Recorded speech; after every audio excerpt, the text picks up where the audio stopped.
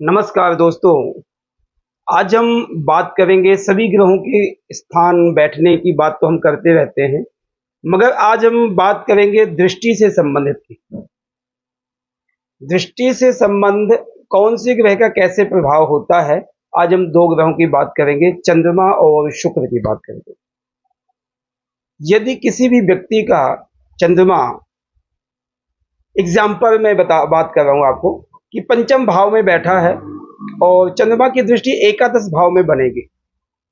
जिस भाव को चंद्रमा देखेगा उसी भाव से संबंधित आपको चिंताएं बनी रहेंगी, चिंतित रहोगे, दिमाग आपका वहीं घूमता रहेगा, मन आपका वहीं घूमता रहेगा। एग्जाम्पल, यदि पंचम भाव में बैठा है चंद्रमा तो एकादश भाव को देखेगा। एकादश भाव का लाभ भाव है, नित्य प्रति की रूटीन की इनकम।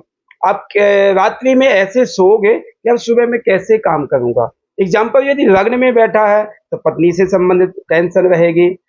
यदि एकादश में बैठा है तो पुत्र से संबंधित आपको टेंशन रहेगी, मन अशांत रहेगा, चिंतन रहेगा। सीधे अशांत की बात नहीं है, चिंतन रहेगा, चिंतित रहोगे आप उस विषय में।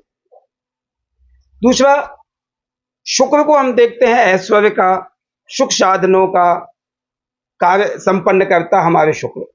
मगर यदि शुक्र जिस भाव में बैठ करके जिस भाव को देखता है, एग्जाम्पल यदि तृतीय भाव में बैठा है और नवम भाव को शुक्र देख रहा है तो आपका चिंतन पिता की सेवा, धर्म, अर्थ, तीर्थ यात्रा, तीर्थाटन आदि ऐसे संबंधों में आपका चिंतन रहेगा। ये हर समय ये रहेगा कि आप उससे आपको फायदा होगा।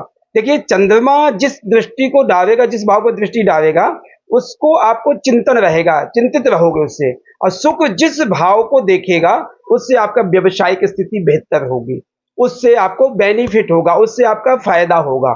तो कहने का मतलब, यदि नवम भाव को शुक्र देखता है तो तीर्थाटन आदि, पिता से संबंधित धर्म अर्थ आदि काम आदि के संबंधित में ऐसे आपकी इच्छाएं होंगी।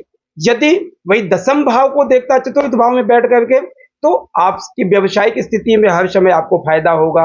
उससे आपका नजरिया जो होगा, देखने की दृष्टि जो है शुक्र की बहुत बेस्ट दृष्टि होती है और उससे आपका व्यवसायिक स्थिति सुधार सकता है। इसलिए चंद्रमा की दृष्टि जो है मन चिंतित करती है और शुक्र की दृष्टि इच्छाओं की पूर्ति करती है। ये आपने ध्यान देना है। धन्यवाद।